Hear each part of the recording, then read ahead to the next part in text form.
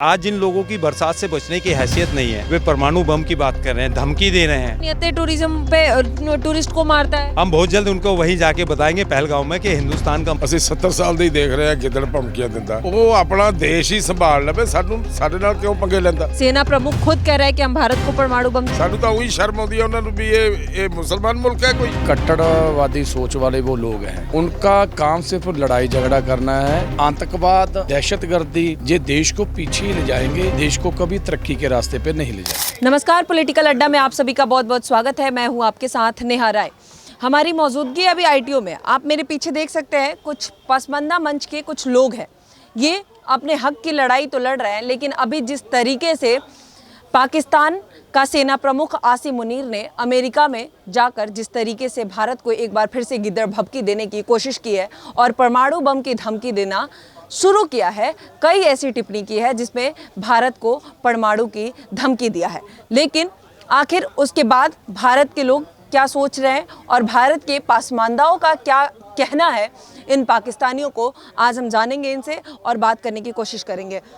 Sir, क्या नाम हुआ? मेरा नाम मोहम्मद शमशाद मीर है। मैं पसमानदा हिंदुस्तानी पसमानदा मंच से राष्ट्रीय संयोजक हूँ। हम सबके मार्गदर्शक माननीय इंद्रेश कुमार जी हैं।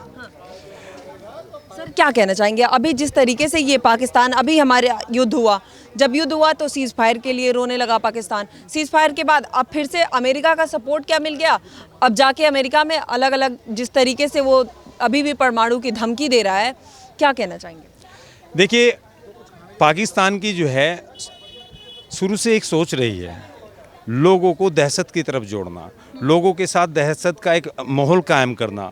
तो जो लोग आज जिन लोगों की बरसात से बचने की हैसियत नहीं है, वे परमाणु बम की बात कर रहे हैं, धमकी दे रहे हैं। देखिए, डोनाल्ड ट्रंप जो है हथियारों के बड़े सौदागर हैं। उन्होंने जब जब किसी देश को ख़त्म करना हुआ है तो उन्होंने ही हथियार सप्लाई की है। आज तक पाकिस्तान को हथियार सप्लाई कौन कर रहा है? पूरा देश जानता है, पूरी दुनिया जानती है कि ट्रंप अमेरिका हथियार सप्लाई करता है, चीन हथियार सप्लाई करता है। तो ये लोग इनके पहले से मिले जुले लोग हैं, तो इनका समर्थन ये करते हैं। मगर मैं एक चीज़ आपको बताना चाहता हूँ, ये सरदार जी खड़े हैं, ये देखिए मुस्लिम सरदार हैं, और ये भुट्टा साबरी जी है, ये पाकिस्तान के खिलाफ खड़े हैं, अपने देश के लिए खड़े हैं। इनसे मिलाता हूँ मैं आपको।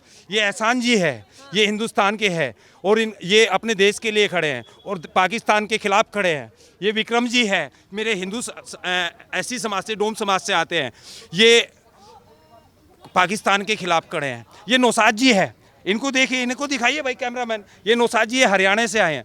ये अरशद खान जी है, ये ताज मोहम्मद जी पंजाब से आए हैं, ये हर्षवंत जी पंजाब से आए हैं। ये सब राज्यों के भी लोग हैं। ये संपूर्ण भारत के लगभग 28 राज्यों के यहाँ लोग आए हैं। उन्होंने एक संकल्प लिया है, हमारे लिए देश प्रथम है। अगर हमें पाकिस्तान के खिलाफ जाना पड़ा, हम जाएंगे। आतंकवाद के खिलाफ जाना पड़ा, हम जाएंगे। मगर हमारे लिए सबसे पहले राष्ट्र है। हम राष्ट्रवादी मुसलमान हैं, सनातनी मुसलमान हैं। हमने यहीं जन्म लिया है, हमारे बुजुर्ग यहीं पैदा हुए। हम पाकिस्तान क्यों नहीं गए? क्योंकि हम पाकिस्तान नहीं बनाना चाहते थे। पाकिस्तान जिन्ना ने बनाया, हम जिन्ना के साथी नहीं है। जिन्ना एक असराफ सोच थी, जिन्ना एक असराफ व्यक्ति था जिसने देश के टुकड़े किए हैं। तो उन लोगों का साथ हम क्यों दें? उन लोगों का साथ हम क्यों दें? लेकिन जिस तरीके से ये परमाणु का मतलब धमकी दे रहा है, उसको जवाब कैसे देंगे? देखिए, पाकिस्तान के पास कोई परमाणु बम नहीं है। हमारे देश की शेरनियों ने इनके परमाणु बम को सुतली बम बना दिया है। अब ये सिर्फ धमकी दे, परमाणु बम है ही नहीं, कोई परमाणु बम नहीं है। ये सिर्फ धमकी देते हैं। 76 सालों से हम धमकी सुनते आए हैं, जब से पैदा हुए। अब कि आज पाकिस्तान ये कह रहा है, आज पाकिस्तान वो कह रहा है, करता कुछ नहीं है। अरे भाई आओ तो सही। हमारी तो 2 बेटे ने बता दिया कि आतंकवाद को कैसे खत्म करते हैं। एक आतंकवादी हमले करते रहता है, फिर क्यों करता है? देखिए, उनका नियत टूरिज्म पे टूरिस्ट को मारता है। हम बहुत जल्द उनको वहीं जाके बताएंगे पहलगांव में कि हिंदुस्तान का मुसलमान भारत के किस लेवल में काम करता है और किस तरह देश के लिए खड़ा है और किस तरह देश के लिए काम करेगा। अच्छा, अमेरिका जिस तरीके से साथ खड़ा हुआ है अभी पाकिस्तान के, उसके लिए क्या कहना चाहेंगे? देखिए, अमेरिका की जो है मानसिकता इस वक्त भ्रष्ट हो चुकी है, क्योंकि जो लोग गलत लोगों का साथ देते हैं, मैं मानता हूँ वे भी उसी पाए में आते हैं। और अमेरिका के साथ या अन्य देश भी पाकिस्तान का यदि समर्थन करते हैं तो वे भी कहीं ना कहीं टेररिज्म को बढ़ावा देने वाले लोग हैं। तो आज हम लोगों ने ये तय करना है कि हमें अमन पसंद करना है या नफरत पसंद करना है। जो अमन परस्त लोग हैं वो सब राष्ट्रवादी मुसलमान हैं और जो राष्ट्रवादी मुसलमान थे वो भारत के साथ थे, भारत के साथ है और भारत के साथ रहेंगे। सर कैसे जवाब देना चाहेंगे, क्योंकि अभी भी जिस तरीके से धमकी दे रहा है पाकिस्तान, कैसे शांत होगा? देखो बेटा, एक गिद्दड़ भमकिया पाकिस्तान मेरी 70 साल ਦੀ ਉਮਰ ਹੈ। ਅਸੀਂ 70 ਸਾਲ ਦੇ ਹੀ ਦੇਖ ਰਹੇ ਹਾਂ ਗਿੱਦੜ ਭਮਕੀਆਂ ਦਿੰਦਾ ਕਿ ਉਹ ਆਪਣਾ ਦੇਸ਼ ਹੀ ਸੰਭਾਲ ਲਵੇ, ਸਾਡੇ ਨਾਲ ਕਿਉਂ ਪੰਗੇ ਲੈਂਦਾ? ਆਪਣਾ ਦੇਸ਼ ਸੰਭਾਲ ਲਵੇ, ਸਾਡੇ ਨਾਲ ਲੋੜ ਨਹੀਂ ਉਹਨੂੰ ਲੜਨ ਦੀ।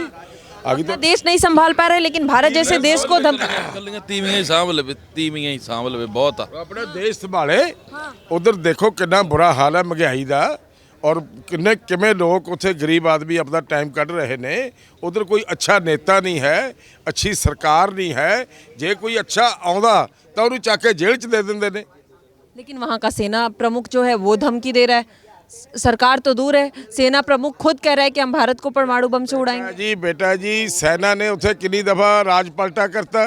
डेमोक्रेसी थोड़ा उत्थे सेना का तो काम है, उन्हें फिर राज पलटा करना होना। आ गई थोड़े समझ गल। जे वो यह गिद्दड़ भमकियां दूगा, उन्हें अपना देश के उपर कब्जा करना होना।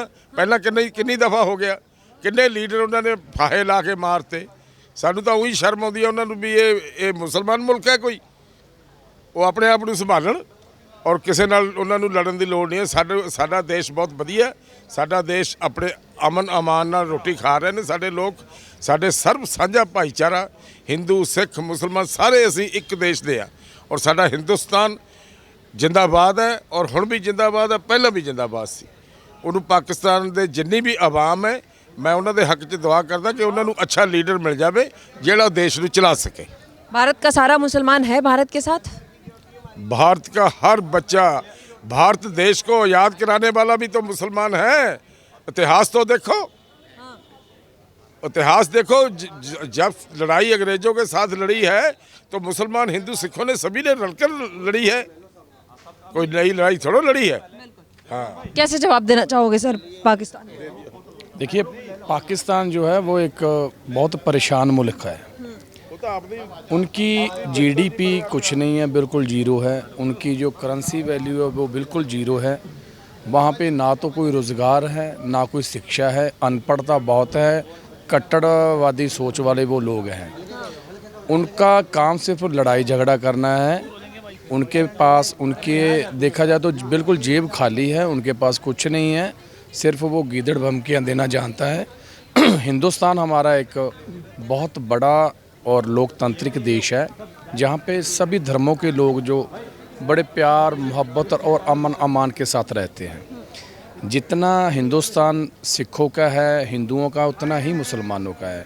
क्योंकि अगर देखा जाए तो पूरे दुनिया में, पूरे ग्लोबल में अगर देखा जाए तो हिंदुस्तान एक ऐसा देश है जो साझी वार्ता का सुनेहा देता है, जहाँ पे सभी कौमों, सभी धर्मों के लोग हैं, वो बड़ी प्यार मोहब्बत के साथ रह रहे हैं। और पाकिस्तान एक ऐसा कट्टरवादी सोच वाले हैं वो, क्योंकि जो वहाँ की आवाम है वहाँ तक तो कोई पहुँच है ही नहीं सरकार की, ग्राउंड लेवल तक। क्योंकि ऊपर जो टॉप लेवल के ऑफिसर रैंक हैं उनका जो काम है, जैसे आसिम मुनीर है, इनसे पहले जितने भी उनके आर्मी के जनरल आए हैं सभी ज़्यादा मोस्टली सभी ही ब्रिटिश में, ब्रिटेन, इंग्लैंड में, यूके में, वहाँ पे ही सेटल है उनका परिवार।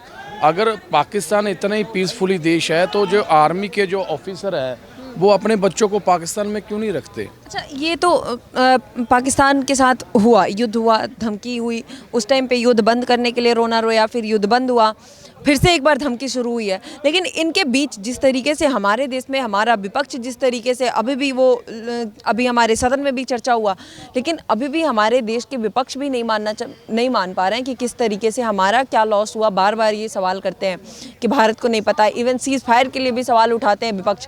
तो अब तो विपक्ष बोलेगा ना कि अगर आपने सीज़ फायर नहीं किया होता तो फिर से धमकियाँ नहीं मिलती। देखिए, जो किसी देश में अगर कोई जंग लगती है ना, उसमें आम जो पब्लिक है, आम आवाम का नुकसान होता है। इसमें ना तो किसी लीडर ने मरना है, ना किसी आर्मी ऑफिसर ने मरना है, ये सभी तो एक दूसरे को आग लगा के भाग जाएंगे। मरना आम पब्लिक ने है।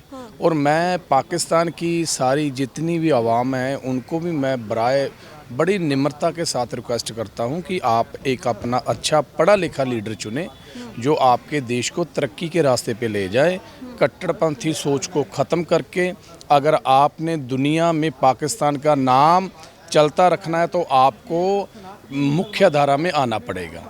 आतंकवाद, दहशतगर्दी ये देश को पीछे ही ले जाएंगे, देश को कभी तरक्की के रास्ते पे नहीं ले जाएंगे।